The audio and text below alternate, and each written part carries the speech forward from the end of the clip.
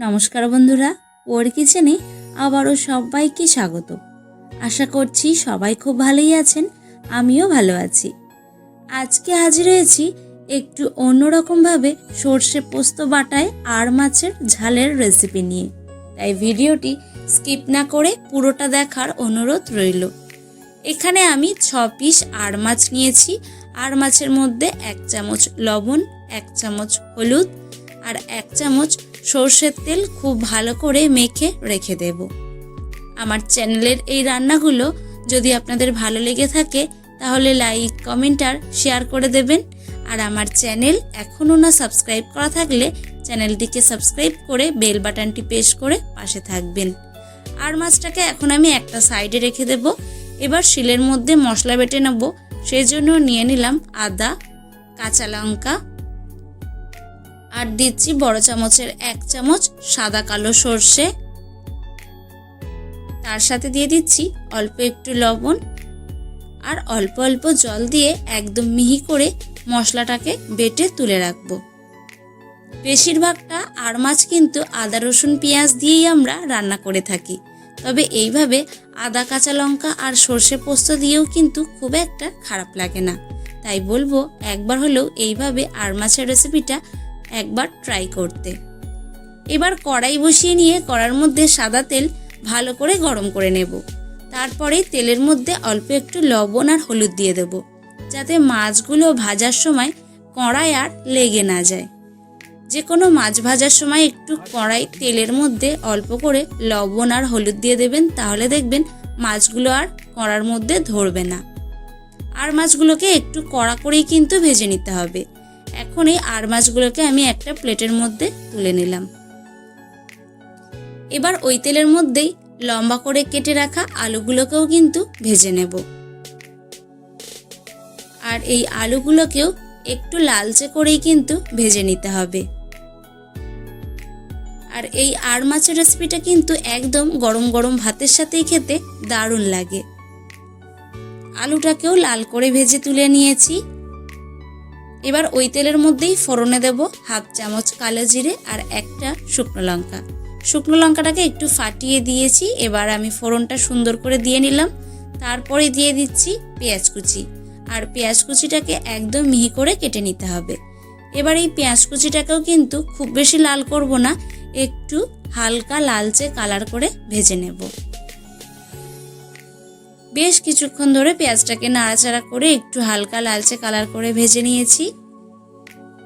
এখন দিয়ে দেব বেটে রাখা মশলাটা,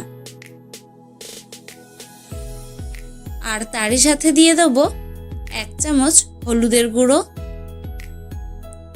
আর পরিমাণ মতো লবণ।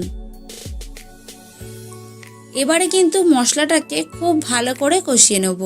মশলাটা কষাতে কষাতে যতক্ষণ না একটু দানা দানা ভাব হয়ে আসছে আর যতক্ষণ না একটা সুন্দর কালার আসছে, ততক্ষণ কিন্তু আমি মশলাটাকে কষিয়ে নেব।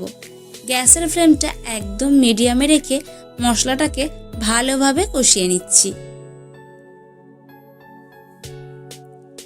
আমি প্রায় মিনিট 15 ধরে মশলাটাকে কষিয়ে নিয়েছি। দেখুন মশলার কালারটাও এখন চেঞ্জ হয়ে গেছে আর একটু দানা দানা ভাব মশলাটা কিন্তু হয়ে গেছে। এখন আমি মশলার বাটি দেওয়া অল্প একটু জল দিয়ে মশলাটাকে আরও মিনিট 5 মতো কষিয়ে নেব। যতক্ষণ না মশলা থেকে তেল ছাড়ছে ততক্ষণ কিন্তু আমি মশলাটাকে আবারও কষিয়ে নিচ্ছি।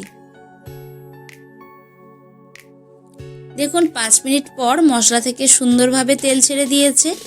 এখন আমি দিয়ে দেব ভেজে রাখা আলুগুলো। এবার এই ভেজে রাখা আলুগুলোকেও মশলার সাথে আরও মিনিট 4 মতো আমি কষিয়ে নেব। আপনারা একবার হলেও এই সর্ষে পোস্ত আদা কাঁচা লঙ্কা দিয়ে আড় মাছের এই রেসিপিটা বানিয়ে খেয়ে দেখুন। কথা দিচ্ছি গরম ভাতের সাথে খেতে কিন্তু খুবই ভালো লাগবে। এবার মশলা কষানোর পর আমি পরিমাণ মতো জল দিয়ে দিলাম। পরিমাণ মতো জল দিয়ে ভালো করে নাড়াচাড়া করে দিচ্ছি। এবার আমি এই ঝোলটাকে মিনিট 10 মতো চাপা ঢাকা দিয়ে ফুটিয়ে নেব। 10 মিনিট পর ঢাকা খুলে দিচ্ছি। দেখুন ঝোল কিন্তু এখন ভালো মতো ফুটে উঠেছে। এখন দিয়ে দেব লম্বা করে কেটে রাখা টমেটো কুচি, আর তারই সাথে দিয়ে দিচ্ছি ভেজে রাখা মাছগুলো। এবার আবারও একটু সব কিছু নাড়াচাড়া করে মিশিয়ে ঢেকে রান্না করে নেব যতক্ষণ না আলুগুলো সেদ্ধ হচ্ছে। তাও প্রায় আমি মিনিট 10 মতো ঢেকেই রান্না করে নেব। ঠিক 10 মিনিট পর ঢাকা খুলে দিয়েছি। এখন কিন্তু আলু খুব ভালো মতো সেদ্ধ হয়ে গেছে। এখন পোস্ত বাটার মধ্যে অল্প একটু জল দিয়ে গুলিয়ে ঝোলের মধ্যে দিয়ে দিলাম, আর তারই সাথে কয়েকটা চেরা কাঁচা লঙ্কা দিয়ে দিলাম। এবার এই পোস্ত বাটাটাকে দিয়ে মিনিট 4 মতো ফুটিয়ে নামিয়ে নিলেই কিন্তু এই দারুণ স্বাদের আর মাছের রেসিপি গরম গরম ভাতের সাথে খাওয়ার জন্য একদমই রেডি হয়ে যাবে। আশা করছি আজকের এই আর মাছের রেসিপিটা আপনাদের একটু হলেও ভালো লেগেছে। যদি ভালো লেগে থাকে তাহলে লাইক, কমেন্ট, শেয়ার করতে ভুলবেন না কিন্তু। আজ এখানেই শেষ করছি। দেখা হচ্ছে অন্য কোনো রেসিপিতে। ভালো থাকবেন, সুস্থ থাকবেন।